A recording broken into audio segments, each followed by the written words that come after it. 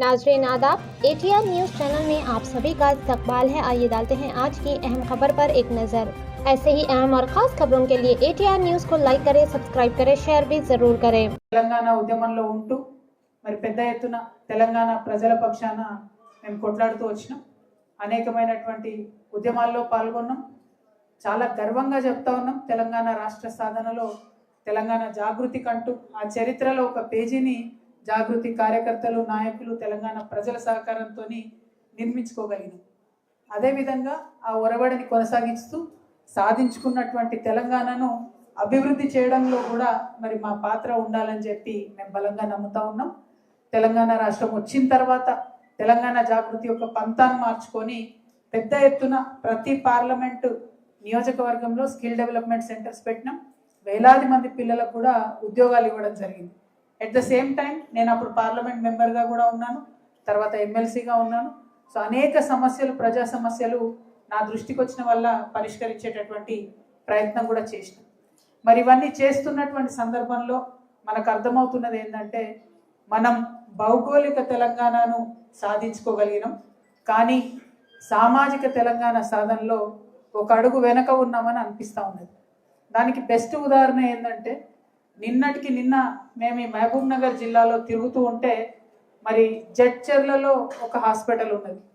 జడ్చర్లలో ఉన్నటువంటి హాస్పిటల్లో ఒక యువ రైతు హాస్పిటల్కి వచ్చి సూసైడ్ చేసుకుని హాస్పిటల్కి వచ్చినటువంటి ఒక యువ రైతు వైద్యం అందక చనిపోయినటువంటి పరిస్థితి. అది మొత్తం ప్రముఖంగా పత్రికలలో మీరందరూ కూడా ప్రకటించారు. అంటే ఇవాళ డబ్బు లేనటువంటి వారికి మనం ఎంతో ఆశతో తెచ్చుకున్నటువంటి ఈ రాష్ట్రంలో, ఎంతో ఆకాంక్షలతో తెచ్చుకున్నటువంటి ఈ రాష్ట్రంలో కనీసం వైద్యం అందించలేనటువంటి పరిస్థితిలో తెలంగాణ రాష్ట్రంలో ఉన్నాం. మరి అదే కొంత డబ్బు ఉన్నటువంటి వ్యక్తి ఎక్కడో దగ్గరికి పోతే ప్రాణం నిలబడేటటువంటి పరిస్థితి ఉంది. అదేవిధంగా విద్య మనందరం కూడా చూస్తున్నాం. ఫీజు రియంబర్స్మెంట్ ప్రభుత్వం పే చేయకపోతే పేద విద్యార్థులు ఇలా ఇంటి పట్టున ఉంటున్నటువంటి పరిస్థితి. మీరు ఏ మండల కేంద్రంలో అడగండి, ఏ గ్రామంలో అడగండి, ప్రైవేటు కాలేజీలు, స్కూళ్ళు అందరూ కూడా చేతులు ఎత్తేసిండ్రు. ఈ 30వ తారీఖుకి మేము మొత్తం బందే పెడతామని చెప్తున్నారు. అంటే లక్షలాది మంది విద్యార్థులు ఎవరైతే ప్రభుత్వం యొక్క సహాయం మీద ఆధారపడి ఉన్నారో వాళ్ళందరూ కూడా ఇవాళ విద్యకు దూరం అయ్యేటటువంటి పరిస్థితి. మరి అదే డబ్బున్నటువంటి పిల్లలైతే అమెరికా దాకా పంపించి వాళ్ళని చదివించుకునేటటువంటి పరిస్థితి. తెచ్చుకున్న తెలంగాణ ఎందుకోసం? అందరం బాగుండాలి, అందరికీ అవకాశాలు రావాలి, అందరికీ సమృద్ధి ఉండాలి, అందరికీ అభివృద్ధిలో వాటా రావాలి, అందరికీ అధికారంలో వాటా రావాలి అనేటటువంటి నినాదాలతోని మనం తెచ్చుకున్నాం. దానికోసం ప్రయత్నం చేద్దామని తెలంగాణ జాగృతి జనం బాట పేరుతోని ఇవాళ ప్రజల ముందుకు వచ్చినాం. ఈ పాలమూరు జిల్లాలో నిన్న మేము అప్పంపల్లి గ్రామానికి పోయినాం. 1948లో భూమి కోసం, భుక్తి కోసం, విముక్తి కోసం అని చెప్పి ఆనాటి రాచరికపు పరిపాలనకు వ్యతిరేకంగా పోరాటం చేసినటువంటి అమరవీరుల స్తూపాన్ని నేను నిన్న దర్శించుకున్నాను. ఆ ఉద్యమం కూడా సక్సెస్ అయింది. తెలంగాణలో భూమి కోసం, భుక్తి కోసం చేసిన ఉద్యమం సక్సెస్ అయింది. తద్వారా రాచరికం అయింది, మనం భారతదేశంలో విలీనం కూడా అయిపోయినాం. ఫ్రెంచ్ రెవల్యూషన్, స్వేచ్ఛ, స్వాతంత్రం, సౌభ్రాతృత్వం సక్సెస్ అయినటువంటివి. తెలంగాణ ఉద్యమం నీళ్లు, నిధులు, నియామకాలు, విజయ తీరాన్ని ముద్దాడినటువంటి ఉద్యమం. అదే కోవలో మరి ఇందాక నేను చెప్పినటువంటి అనేక అసమానతలు, వీటిని తొలగించుకోవడం కోసం ఖచ్చితంగా అవకాశం, అధికారం, ఆత్మగౌరవం అనేటటువంటి నినాదంతో సామాజిక తెలంగాణ సాధన కోసం తెలంగాణ జాగృతి ప్రయత్నం చేస్తుంది. మరి ఇన్ని రోజులు ఏం చేసిండ్రు మీరు 10-12 సంవత్సరాలు అనేటటువంటి ప్రశ్న ప్రతి ఒక్కరి మనసులో వస్తుంది. ఈ 10-12 సంవత్సరాల్లో కూడా ఖచ్చితంగా ప్రతి ఒక్కరికి ఒక సేఫ్టీ నెట్ రావాలి. కనీసం 3 పూటల తినేటటువంటి పరిస్థితి ఉండాలి. అది పెన్షన్ పెట్టుకున్నా, సాగునీటి కార్యక్రమాలు చేసినా, ఇంటింటికి నల్లబెట్టించి నీళ్ళిచ్చే కార్యక్రమాలు చేసినా, కేసీఆర్ కిట్ ఇచ్చినా, ప్రసవాలు హాస్పిటల్లో జరగాలనే ప్రయత్నం చేసినా ఎంతో కొంత మంచి చేసుకోగలిగింది. కానీ చేయాల్సింది ఇంకా మిగిలే ఉంది. పరిపాలన మారి 2 సంవత్సరాలైంది. 100 పడకలు ఉన్న జడ్చర్ల హాస్పిటల్ 50 పడకలు అయిపోయింది. నేను ముఖ్యమంత్రి రేవంత్ రెడ్డి గారి స్పీచ్ విన్నా జడ్చర్లలో ఎలక్షన్లలో. హాస్పిటల్లో జనరేటర్ పనిచేస్తలేదు, లక్ష్మారెడ్డి గారిని హాస్పిటల్లో కట్టేస్తే కానీ కరెంట్ రాదన్నారు. మరి ఇలా ముఖ్యమంత్రి గారిని ఎక్కడ కట్టేయాలి? 100 పడకల హాస్పిటల్ 50 పడకలు ఎట్లయితుంది? హాస్పిటల్ ఎట్లా జరుగుతుందండి? అంటే పెట్టుకున్నటువంటి హాస్పిటళ్లను నడపలేని పరిస్థితి. ఇవాళ గురుకులాల పరిస్థితి ఎట్లా ఉంది? నిన్న రామారెడ్డిగూడెంలో ఒక ఆడపిల్ల ఆత్మహత్య చేసుకుంటే ఇప్పటి వరకు కనీసం దానికి కారణం వెతకలేనటువంటి పరిస్థితి. పెట్టిన గురుకులాలు మెయింటైన్ చేయలేము, ఉన్న హాస్పిటల్ మెయింటైన్ చేయలేము. అసమానతలు పెరుగుతూనే ఉంటాయి. చచ్చేటోడు సస్తనే ఉంటాడు, చదువాపేసేటోడు చదువాపేస్తూనే ఉంటాడు. మరి ఇది కాదా కారణం? దీనికి పరిష్కారం వెతుక్కోవద్దా? మా జీవిత కాలంలో మేమే అనేక సార్లు అనుకునే వాళ్ళం, భారతదేశ స్వతంత్ర ఉద్యమం చూడలేకపోయినాం, కానీ ఖచ్చితంగా తెలంగాణ ఉద్యమంలో కొట్లాడాలి, మనం ఏదైతే అది అవుతుందని కొట్లాడినాం. కొన్ని సందర్భాల్లో మీ ప్రాణాలు పోయే ప్రమాదం ఉందని చెప్తే కూడా లెక్క చేయకుండా అనేక మంది ఉద్యమకారులు, నేను ఒక్కదాన్ని కాదు, చేసినటువంటి అట్లా కష్టపడి తెచ్చుకున్న తెలంగాణను తెరలు కానీయము, ఆగం కానీయము. ఖచ్చితంగా దీనికి సామాజిక తెలంగాణనే పరిష్కారం. సామాజిక తెలంగాణ అంటే ప్రతి ఒక్కరికి అధికారంలో వాటా దక్కాలి, ఖచ్చితంగా దక్కాలి. ఇవాళ ఎస్సీలలో రిజర్వేషన్, మనము ఎస్సీలలో వర్గీకరణ చేసుకున్నాం, అందరి పోరాటాల ద్వారా అది సాధ్యమైంది. మరి అలా లోకల్ బాడీ ఎన్నికలు ఇవాళనో రేపో వస్తాయి అంటున్నారు. దానికి వర్గీకరణ అప్లై చేసిండ్రా? దాన్ని అడుగుతున్నామా మనం ఎవరమన్నా? మరి సమాన అవకాశాలు అధికారంలో రావాలి, భాగస్వామ్యం అంటే చేసినటువంటి వర్గీకరణ లోకల్ బాడీ రిజర్వేషన్లో వర్తిస్తుందా, వర్తించదా? ఇది చెప్పకుండా ప్రభుత్వాలు ఎట్లా నడుస్తాయి? అది చూసుకుంటా మనం ఎట్లా కూర్చుంటాం? అది ప్రశ్నించడానికే జాగృతి జనం బాట పట్టినాం. అటువంటి అంశాలు సాధించుకోవడానికే సామాజిక తెలంగాణ రావాలంటున్నాం. బీసీలు ఉన్నారు, వాళ్ళకి సంబంధించి 42% ఇస్తామని మీరే చెప్పారు. ఇప్పుడు ఇవ్వలేనటువంటి పరిస్థితికి వచ్చింది. మరి రావద్దా? బీసీలకు అధికారంలో వాటా రావద్దా? దాని గురించి ప్రశ్నించొద్దా? అది సాధించడానికే ఇవాళ సామాజిక తెలంగాణ సాధిద్దామని చెప్తా ఉన్నాం. అగ్రవర్ణాలు ఉన్నారు, వాళ్ళల్లో కూడా పేదోళ్ళు ఉన్నారు, వాళ్ళల్లో కూడా కొన్ని వర్గాలు ఉన్నాయి, వారికి అధికారం రాలేదు. వాళ్ళు కూడా మొత్తుకుంటూ ఉన్నారు, మాకు పొలిటికల్గా మేము అసలు అధికారమే రాలేదు ఎప్పుడని. వైశ్యులు ఉన్నారు, ముస్లిమ్స్ ఉన్నారు. ఎంతమంది ఎమ్మెల్యేలు ఉన్నారండి ఇవాళ ముస్లిమ్స్ మన దగ్గర? గెలిచిండ్రా? హైదరాబాద్లో 5-6 తప్పితే ఎక్కడన్నా గెలిచిండ్రా? ఇచ్చిన ప్రతి చోట ఓడిపోయారు కదా. పోనీ ఎమ్మెల్సీ ఇచ్చి ఒక మంత్రి ఇచ్చిండ్రా? ఇది ఫస్ట్ క్యాబినెట్ 75 సంవత్సరాలు 80 సంవత్సరాల స్వతంత్ర భారతదేశంలో 79 ఏళ్ళు అవుతుంది. ఫస్ట్ టైం ఉమ్మడి ఆంధ్రప్రదేశ్లో ముస్లిం లేకుండా క్యాబినెట్, ఒక లంబాడా లేకుండా క్యాబినెట్. మరి తండాలను గ్రామ పంచాయతీ చేసుకున్న గ్రామ పంచాయతీలలో ఇప్పటికన్నా అంగన్వాడీ కేంద్రాలు ఉన్నాయా? ఇప్పటికన్నా గ్రామ పంచాయతీ ఆఫీసులు ఉన్నాయా? ఒక చిన్న స్కూల్ ఉంటే అందులో ఒక రూమ్ పెట్టుకొని అది గ్రామ పంచాయతీ ఆఫీస్ అని పెట్టుకున్నారు. తండాలను గ్రామ పంచాయతీలు చేసినాం, కానీ దాన్ని ఎట్లా డెవలప్ చేసుకోవాలి, వాళ్ళ నాయకత్వాన్ని ఎట్లా పెంపొందించుకోవాలి, అక్కడ వసతులు ఎట్లా తెచ్చుకోవాలి? దీనికోసమే సామాజిక తెలంగాణ కావాలంటున్నాం. అందరికీ అవకాశాలు రావాలి, ప్రతి ఒక్కరికి అధికారంలో భాగస్వామ్యం దక్కాలి, తద్వారా ఆత్మగౌరవం రావాలి. అల్టిమేట్గా ఆత్మగౌరవంతో కూడినటువంటి అభివృద్ధి కావాలి. हिस्सा, इज्जत, हुकूमत, हर चीज़ में हमें अपना हिस्सा चाहिए. हुकूमत में भी हिस्सा चाहिए, इज्जत चाहिए. कितने एमएलए हैं आज? कितने एमपी से मुसलमानों में? कितने एमपी से बीसी में? पूरे महबूबनगर जिला में एक बीसी एमएलए जीते, सिर्फ एक. पॉपुलेशन इज मोर देन 60% इन महबूबनगर. ఇటువంటి వాటి కోసమే సామాజిక తెలంగాణ రావాలంటున్నాం. విప్లవాత్మకమైనటువంటి ఆలోచన చేసిన ప్రతిసారి సమాజం బాగుపడ్డది. ఆనాడు ఒకసారి విప్లవాత్మకమైన ఆలోచన చేస్తే భారతదేశానికి స్వతంత్రం వచ్చింది. మళ్ళీ ఇప్పుడు ఒకసారి విప్లవాత్మకమైన ఆలోచన చేస్తే ఖచ్చితంగా సామాజిక తెలంగాణ వస్తుంది. मैं हमारे महबूब नगर के सारे मुसलमान भाई बहनों से, तेलंगाना के मुसलमान भाई बहनों से रिक्वेस्ट करती हूँ, एक इनकलाबी सोच अभी ज़रूरत है ज़माने में.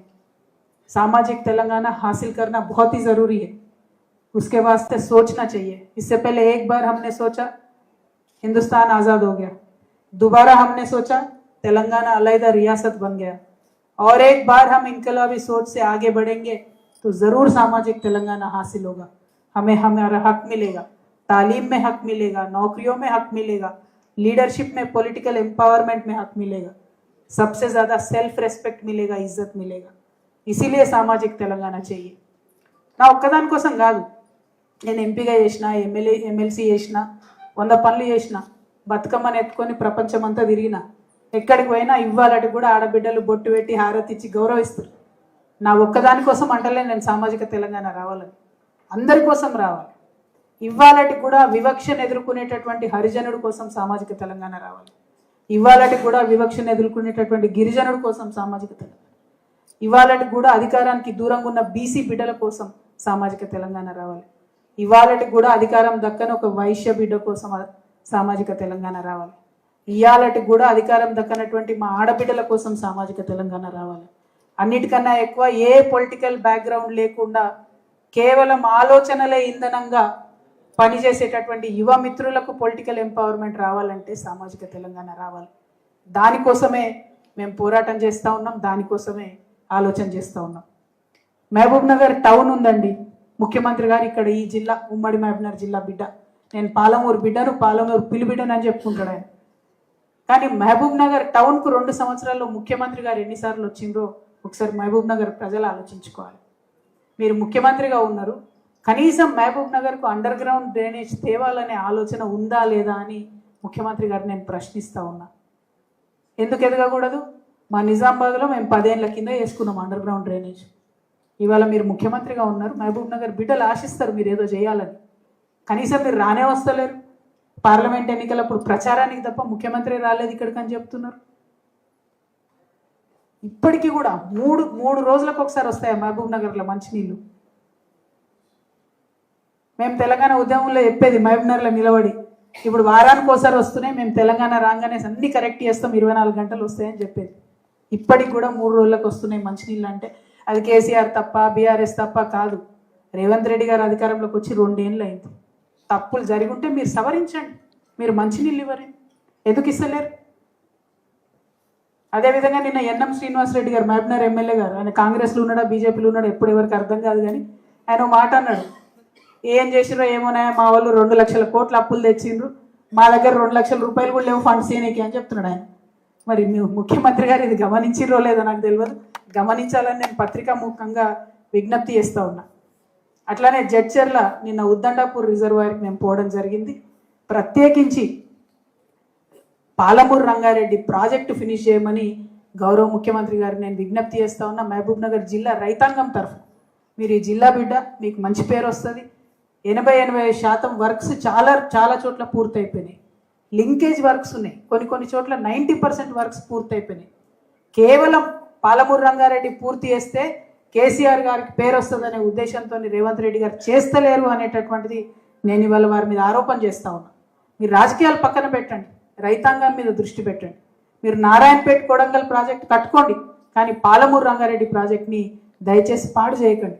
ఎందుకంటే మనం ఎంత పాలమూరు రంగారెడ్డి లేట్ చేస్తే అంత తొందరగా అక్కడ చంద్రబాబు నాయుడు గారు మన నీళ్ళన్నీ కూడా ఎత్తుకపోయే ప్రయత్నాలు చేస్తున్నారు. కృష్ణా బేసిన్ నీళ్లు తీసుకుపోతున్నారు, గోదావరి బనకచెర్ల కట్టుకుంటున్నారు. అయినా మీరేమంటలేరు. మన మహబూబ్నగర్ జిల్లాకు ఆనుకొని ఉండే కర్ణాటకలో ఆల్మట్టి ఎత్తు పెంచుతున్నారు, అక్కడ ఉన్నది కూడా మీ కాంగ్రెస్ ప్రభుత్వమే. ఆల్మట్టి ఎత్తు పెంచితే నేను మహబూబ్నగర్ జిల్లా బిడ్డలకు దండం పెట్టి చెప్తా ఉన్నా, ఆల్మట్టి ఎత్తు పెంచితే కృష్ణా కాలువలలో మనం మహబూబ్ నగర్లో క్రికెట్ మ్యాచ్ ఆడుకోవాలి తప్పితే చుక్క కూడా నీరు రాదు, ఇబ్బంది అవుతుంది. వానలు పడకపోతే నీళ్ళు వచ్చే పరిస్థితే ఉండదు. ఎట్టి పరిస్థితుల్లో దాన్ని ఆపాలి. ముఖ్యమంత్రి గారు నేను డిమాండ్ చేస్తూ ఉన్నాను. అదేవిధంగా జడ్చర్లలో అక్కడ ఎమ్మెల్యే గారు చెప్పిండ్రు, ఆయన గమ్మత్తున్నాడు ఎమ్మెల్యే, ఆయన సీఎంనే తిడుతుంటాడు ఎప్పుడు. అయితే ఆయన ఎలక్షన్లలో చెప్పిండు, కొల్లూరు మండలం గెలిచినాక 24 గంటలలో తెస్తా అన్నాడట. మరి ఏమైనా జడ్చర్ల ఎమ్మెల్యే గారు జర 24 గంటలు అయిందో లేదో ఆలోచన చేసుకొని తొందరగా కొల్లూరు మండలం తేవాలని చెప్పి డిమాండ్ చేస్తున్నాం. ఏదైతే 100 పడకల హాస్పిటల్ను మీరు 50 పడకలకు మార్చిండ్రో దాన్ని తిరిగి 100 పడకలు చేయాలి. అక్కడ మహిళలకు సపరేట్గా అవకాశం సౌలత్ కల్పించాలి. ఒక యువ గిరిజన రైతు చనిపోయిండు, ఆలోచన చేసి కాంపెన్సేషన్ ఇవ్వాలని కోరుతా ఉన్నా. ఇక ఈ సెజ్జు ముచ్చటనైతే రోజు వింటాం మేము హైదరాబాద్లో. ఇక్కడికి పీసీబీ వాళ్ళు పొల్యూషన్ కంట్రోల్ బోర్డులు వస్తున్నారని తెలియగానే ఎమ్మెల్యే గారు స్టేట్మెంట్ ఇస్తారు, వెంటనే పోయి ఫోటో దిగుతాడు. మంచి పిఆర్ ఏజెన్సీ ఉంది ఎవరో ఆయనకు, నాకు తెలియదు, కానీ ఇది మాత్రం దారుణం. దయచేసి ప్రజా సమస్యల మీద దృష్టి పెట్టండి కానీ పిఆర్ స్టంట్ల మీద కాదు. అక్కడ ఉండేటటువంటి మండలం ఇవ్వండి, హాస్పిటల్ ఇవ్వండి, అన్నిటికన్నా ఎక్కువ ఉద్దండాపూర్ రిజర్వాయర్ తొందరగా పూర్తి చేయాలని చెప్పి మేము కాంగ్రెస్ పార్టీ ఎమ్మెల్యేలను డిమాండ్ చేస్తూ ఉన్నాం. అదేవిధంగా దేవరకద్రకు పోయి వచ్చినాం, కరివెన రిజర్వాయర్ ఆల్మోస్ట్ వర్క్ అయిపోయింది. ఇక ఏనుగు వెళ్ళింది తోక చిక్కింది అన్నట్టు కొంచెమే వర్క్ ఉంది. అది ఫినిష్ అయిపోతే చాలా పెద్ద ఎత్తున ఏదులకు మనము వాటర్ పంప్ చేసుకునే అవకాశం ఉంటుంది. ఇక అక్కడ కూడా నిన్న చాలా కామెడీ అనిపించింది మాకు. కురుమూర్తి జాతర పోదాం అనుకున్నాం, లేదక్క లేట్ అయిపోయింది, ఆడ కష్టమవుతుంది రోడ్డు మీద అని అన్నారు. ఎందుకు రోడ్డు లేదా అని అంటే, సరే మెట్ల దారి ఎప్పుడో ఉంది పురాతనమైనది రోడ్డు. మా ఆల వెంకటేశ్వర రెడ్డి గారు ఎమ్మెల్యే ఉన్నప్పుడు ఒక దిక్కుకెళ్ళి రోడ్ వేసినట్టు అది సగం పూర్తయింది.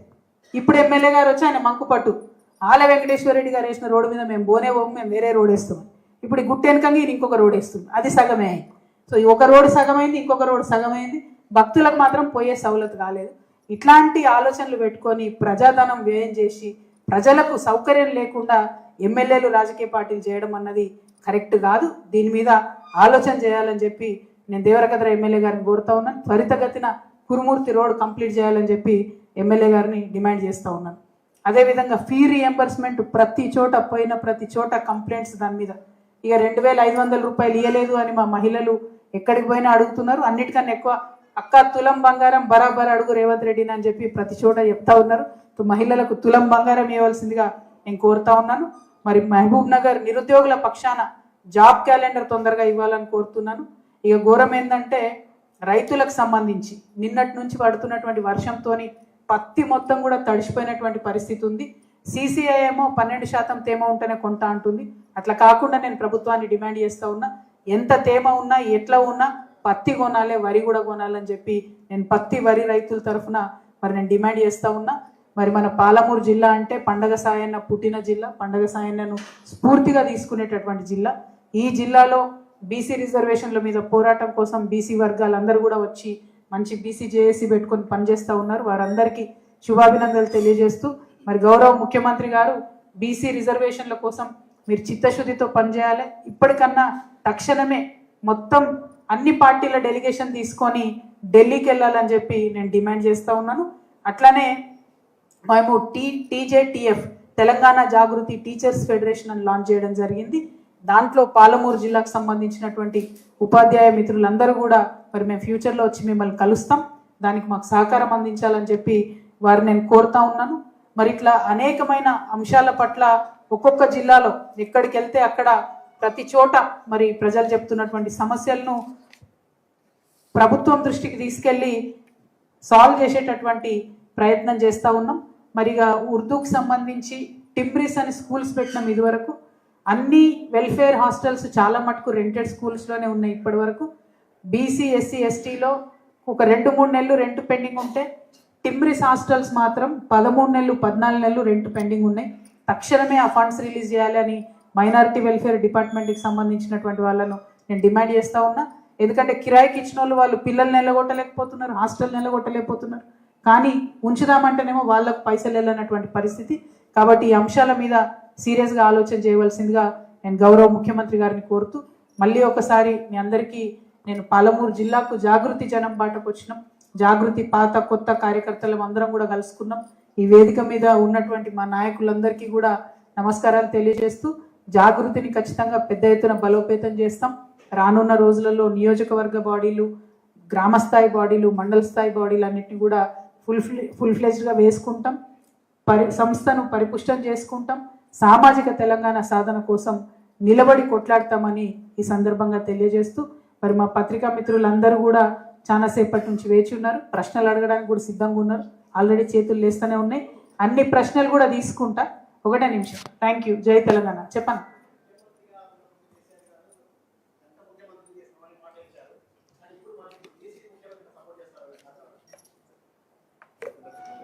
కేసీఆర్ గారు దళిత ముఖ్యమంత్రిని చేస్తామని తెలంగాణ ఉద్యమ సందర్భంలో చెప్పారు. ఆ తర్వాత ఫస్ట్ టర్మ్ 2014లో ఎలక్షన్కి వెళ్ళేటటువంటి సందర్భంలో కూడా కేసీఆర్ గారే మా ముఖ్యమంత్రి అభ్యర్థి అని చెప్పి బీఆర్ఎస్ పార్టీ అప్పుడు టీఆర్ఎస్ పార్టీ వెళ్ళినటువంటి సందర్భం కూడా మీ అందరికీ తెలుసు. సో నేను మిమ్మల్ని అడిగేది ఏంటంటే నాకు బీఆర్ఎస్ పార్టీకి సంబంధం లేదు. సో మీరు నన్ను బీఆర్ఎస్ పార్టీకి సంబంధించిన ప్రశ్నలు అడిగితే నేను చెప్పేటటువంటి పరిస్థితి లేదు. నా స్టాండ్ బీసీల కోసం ఖచ్చితంగా నేను పోరాటం చేస్తాను.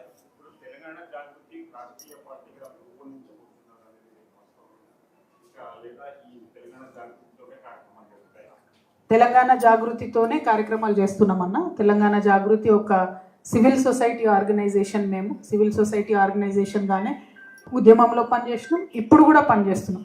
మా ప్రయారిటీ ప్రజా సమస్యల పరిష్కారం, దానికోసం పోరాటం చేస్తాం.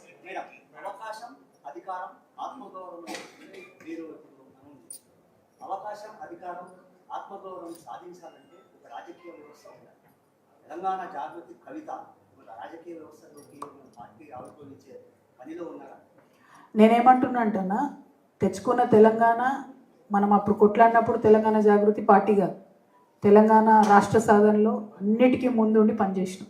అన్ని రాజకీయాలు మాట్లాడినాం, రాజకీయపరమైన విమర్శలు చేసినాం. అట్లానే సాధించుకున్నాం అనేక హక్కులు ఆ టైంలో. బెస్ట్ ఉదాహరణ చెప్పాలంటే అసెంబ్లీలో అంబేద్కర్ విగ్రహాన్ని తెలంగాణ జాగృతి సాధించింది ఉమ్మడి ఆంధ్రప్రదేశ్లో.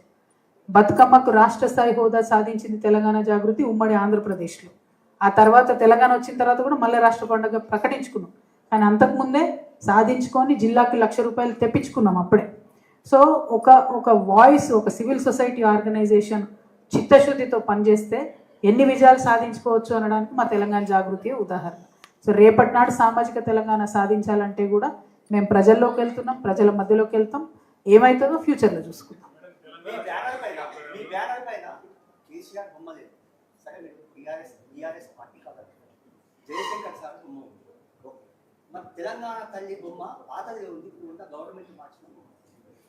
ఇదే అసలైన తల్లి. గవర్నమెంట్లు మారినప్పుడల్లా తల్లులు మారరు. అది రేవంత్ రెడ్డి గారు ఏంటంటే ఆయన తెలంగాణ ఉద్యమంలో లేడు కాబట్టి వారు ఏం చేసిరంటే గెజెట్ లేదు అనేటటువంటి చిన్న సాంకేతిక పరమైన అంశాన్ని పట్టుకొని ఆయన కొత్త తెలంగాణ తల్లి రూపొందించుకున్నాడు. అంటే తల్లులు మార్చుకుంటూ పోతే చాలా విచిత్రంగా ఉంటుంది ప్రపంచంలో. సో మేము మాత్రం పాత తెలంగాణ తల్లినే వాడతాం, అసలు తెలంగాణ తల్లి.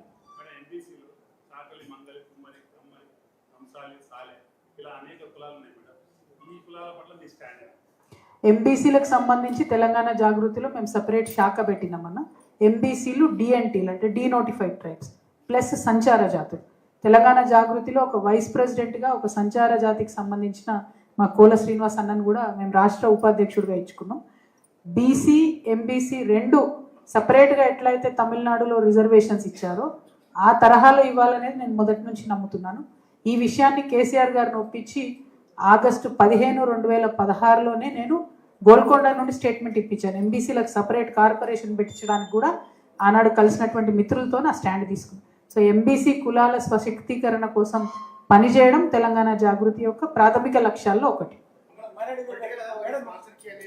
ఒక్క నిమిషం.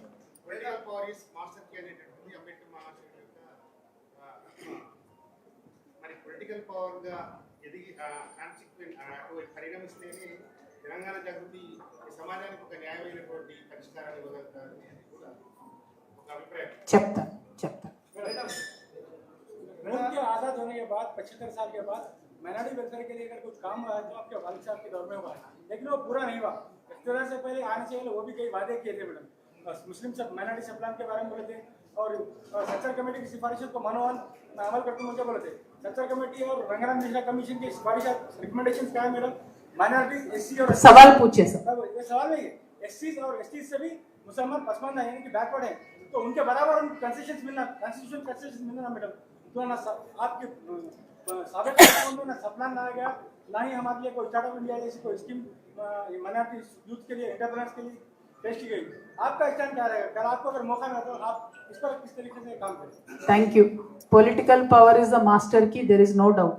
But political power not only to Kalvakuntla Kavita, political power to every BC, every SC, every ST, every woman, every youth of Telangana. That should be the agenda. అది బిల్డ్ చేయాలి అని అంటే దానికి చాలా గ్రౌండ్ వర్క్ చేయాలి. ఆ ground వర్క్లో భాగంగా అన్ని ఆయా వర్గాల నుంచి నాయకులను డెవలప్ చేసుకోవాలి. నేను మహిళా బిల్లు కోసం కొట్లాడినటువంటి వ్యక్తిని. కొట్లాడిన తర్వాత ఊరుకోలే నేను లీడర్ అనే ఒక కార్యక్రమాన్ని రూపొందించి ప్రతి నియోజకవర్గంలో కూడా దాని ద్వారా మహిళల్ని చైతన్యం చేసుకొని ముందుకు తీసుకెళ్తాం. సో అసలంటూ లీడర్స్ డెవలప్ చేయకుండా మనం కనేటటువంటి సామాజిక తెలంగాణ సాధ్యం అన్నది కష్టం. దానికోసమే ఇన్ని యాత్రలు చేస్తూ ఉన్నాం. ప్రతి చోట ప్రతి వర్గానికి సంబంధించినటువంటి నాయకులను ఎంకరేజ్ చేస్తాం, వాళ్ళని పైకి తీసుకొస్తాం. అవసరం సమయం సందర్భం వచ్చినప్పుడు కాలం నిర్ణయించినప్పుడు నెక్స్ట్ స్టెప్ తీసుకుంటాం. बोलिए साहब।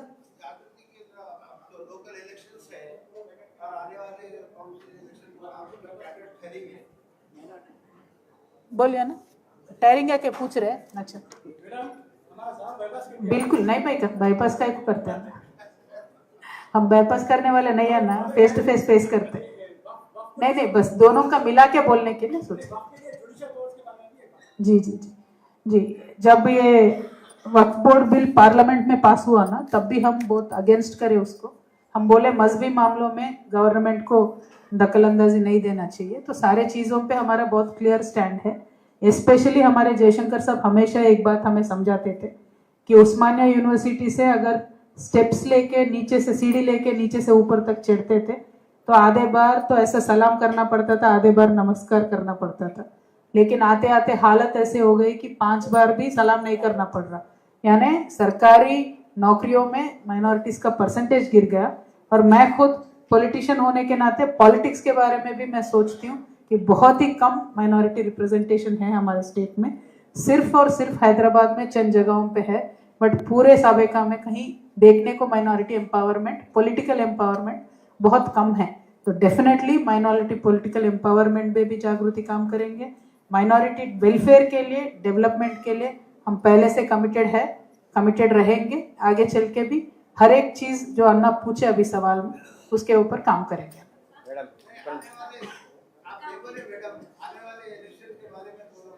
वो बाईपास कर दिया। కవిత బీఆర్ఎస్ పార్టీ నుంచి బయటకు వచ్చిన తర్వాత జనం బాట ప్రకటించిన తర్వాత ప్రధానంగా కాంగ్రెస్ బీజేపీ కూడా తీవ్రంగా విమర్శిస్తారు. ఒకటి, కాంగ్రెస్ వచ్చేసి బీఆర్ఎస్ బలహీన పడింది కాబట్టి కవిత రూపంలో కొంత బలం పెంచుకోవడానికి బీఆర్ఎస్ చేస్తున్న ప్రక్రియ ఒకటి. తర్వాత బీజేపీ ఎంపీ అరవింద్ మాట్లాడుతూ కవిత వెనుక రేవంత్ రెడ్డి ఉన్నాడు, బిజినెస్ కూడా ఉన్న ఇద్దరు మధ్యలో అనేది కూడా కామెంట్ చేసి దాంట్లో डेफिनेटली सेम क्वेश्चन।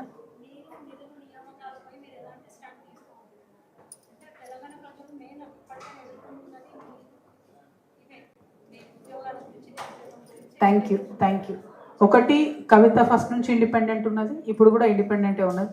నా వెనుక ఎవరు లేరు, నా ముందు మాత్రం ప్రజలు ఉన్నారు. ఖచ్చితంగా ప్రజలతో కలిసి నడుస్తాం. సో ఇది ఎవ్వరు ఏ రాష్ట్రంలో కొత్తగా ఒక శక్తి ముందుకొచ్చిన సందర్భంలో విమర్శలు ఇట్లనే ఉంటాయి. కాంగ్రెస్ వాళ్ళేమో నువ్వు బీజేపీ బీ టీం అంటారు, బీజేపీ వాళ్ళేమో నువ్వు కాంగ్రెస్ బీ టీం అంటారు, ఇక బీఆర్ఎస్ వాళ్ళు ఏమేమంటారో మీరు వింటున్నారు. కాబట్టి నేను అనేది ఏంటంటే, కొత్తగా ఒక వ్యక్తి వచ్చి ప్రశ్నించడం మొదలుపెట్టినప్పుడు ఖచ్చితంగా ఇటువంటి అనుమానాలు ఉంటాయి, అవమానాలు ఉంటాయి. వాటన్నిటినీ దాటుకుంటాం, ప్రజల దగ్గరికి పోతాం, వారికి ఎక్స్ప్లెయిన్ చేస్తాం. ఇప్పుడు నేను ఎన్నిసార్లు చెప్పినా కూడా ప్రజలకు నమ్మకం కుదరాలని లేదు. అది కేవలం నా నడత వల్లనే తెలుస్తుంది, నా స్టాండ్ వల్లనే తెలుస్తుంది. టైం పడుతుంది దానికి. సో నేను మాత్రం ఇదే విధంగా ప్రజల ముందుకెళ్తాను. ప్రతి జిల్లాలో కూడా వెళ్తాను, తిరుగుతాను. నీళ్లు నిధులు నియామకాల్లో నీళ్లు ముఖ్యమంత్రి గారు ఘోరంగా నెగ్లెక్ట్ చేస్తున్నారు. పాలమూరు రంగారెడ్డి లాంటి ప్రాజెక్టులు పూర్తి చేయడం అన్నది వారి చారిత్రక బాధ్యత అవుతుంది. వాటిని విస్మరిస్తే మహబూబ్ నగర్ జిల్లా ప్రజలు ఎన్నటికీ కూడా ముఖ్యమంత్రి గారిని క్షమించరు. నియామకాల విషయంలో చాలా అన్యాయం జరిగింది. మొన్న గ్రూప్ 1లో కూడా ప్రెసిడెన్షియల్ ఆర్డర్ తుంగలోకి దొక్కి 8 మంది మన ప్రాంతానికి సంబంధం లేనటువంటి వాళ్ళకు కూడా ఉద్యోగాలు ఇవ్వడం జరిగింది. నేను దాని మీద కూడా చీఫ్ జస్టిస్ ఆఫ్ ఇండియా గారికి సుమోటోగా తీసుకోండి అని లేఖ రాసిన, అది నిన్ననే చేరినట్టుగా తెలిసింది నాకు. వారు ఏం నిర్ణయం తీసుకుంటారో వెయిట్ చేస్తూ ఉన్నాం. నిధులకు సంబంధించి చాలా దుర్వినియోగం జరుగుతుంది కాంగ్రెస్ ప్రభుత్వంలో. ఒక పక్క కేసీఆర్ గారు మొత్తం ఖజానా ఖాళీ చేశారు, నేను వచ్చేదో సక్కదిద్దుతా అని చెప్పినటువంటి ముఖ్యమంత్రి గారు ఇప్పటి వరకు దాదాపుగా 2.5 లక్షల కోట్ల డబ్బులు అప్పు తీసుకొచ్చిండ్రు. అయినా ఫీజు రియంబర్స్మెంట్ ఇస్తలేరు, అయినా పెన్షన్లు పెంచుతలేరు, అయినా 6 గ్యారెంటీలలో వాళ్ళు చెప్పిన ఏ ఒక్కటి కూడా చేయనటువంటి పరిస్థితి, బోనస్ ఇవ్వనటువంటి పరిస్థితి, సంపూర్ణంగా వడ్లు కొననటువంటి పరిస్థితి. సో తెచ్చినటువంటి డబ్బులు డెఫినెట్గా మిస్యూజ్ అయినాయి. నిధుల విషయంలో కూడా వారిని వదిలిపెట్టకుండా ప్రశ్నిస్తాం. ఫ్యూచర్లో తెలంగాణ జాగృతి ఆధ్వర్యంలో ఒక షాడో క్యాబినెట్ వేస్తాం. క్యాబినెట్లో ఉన్న ప్రతి ఒక్కరిని మా తెలంగాణ జాగృతిలో ఒక్కొక్క బాధ్యుడు షాడో చేస్తారు. వాళ్ళు చేసేటటువంటి మిస్యూజ్ చేసేటటువంటి ప్రతి ఒక్క పనిని కూడా ప్రశ్నిస్తాం. ఎందుకంటే వీళ్ళు మొత్తం పాడి చేసిపోతే మళ్ళా తెలంగాణ ప్రజలకే ఇబ్బంది అవుతుంది. కాబట్టి నీడలాగా ప్రభుత్వాన్ని వెంటాడి ప్రజలకు రావాల్సినటువంటి పనులు జాగృతి ద్వారా సాధించి పెడతాం. గతంలో టీఆర్ఎస్ సైనికురాలుగా కేసీఆర్ కుమార్తెగా ప్రజలు తిరిగినప్పుడు పండ్లగుంట్ల కవితకు ప్రజల నుంచి మంచి స్పందన వచ్చేది. ఇప్పుడు ఒంటరిగా వెళ్తున్నారు, ప్రజల నుంచి ఎలాంటి స్పందన వస్తుంది? చాలా మంచి స్పందన వస్తుంది, ఇంకా మంచి స్పందన వస్తుంది.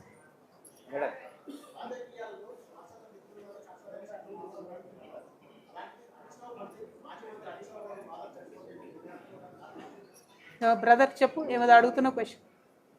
ఆనాడు మీ ఎంబడి ఎంతమంది ఉన్నారో మీకు తెలుసు. ఉమ్మడి మహబూబ్నగర్ జిల్లా వ్యాప్తంగా తెలంగాణ ఉద్యమకారులు ఈరోజు వాళ్ళ భార్యల మంగళసూత్రాలు అమ్మి ఈరోజు వాళ్ళ జీవనాన్ని కొనసాగిస్తారు.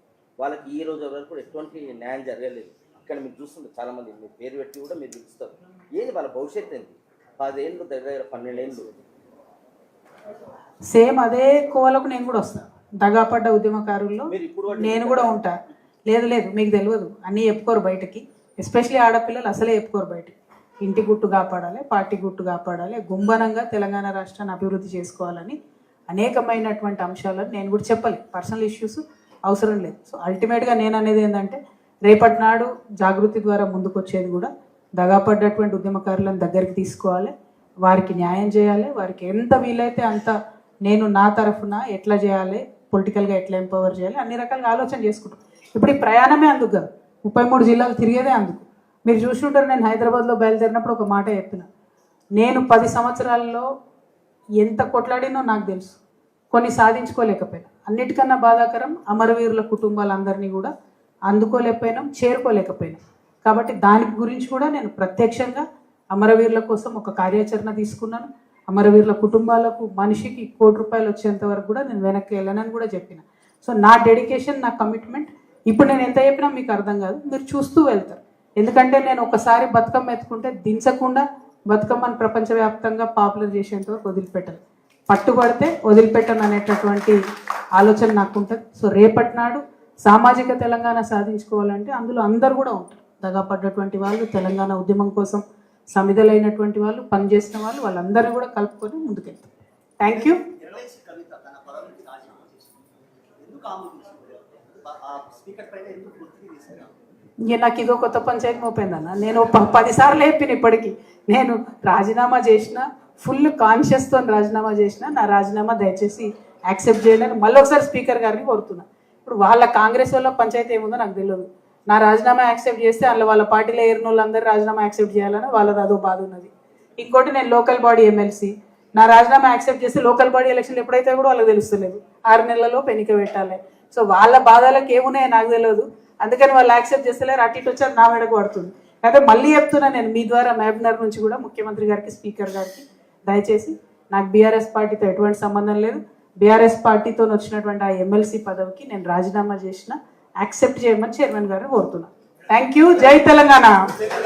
ఇంకా ప్రశ్నలు ఉన్నాయన్న? లాస్ట్ క్వశ్చన్ అన్న. గాన్న ఒకటి మీరు అడిగారు కదా.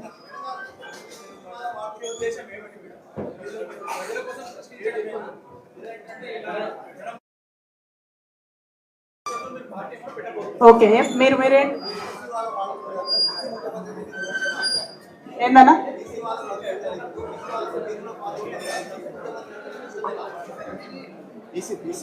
Okay, thank you. జై తెలంగాణ.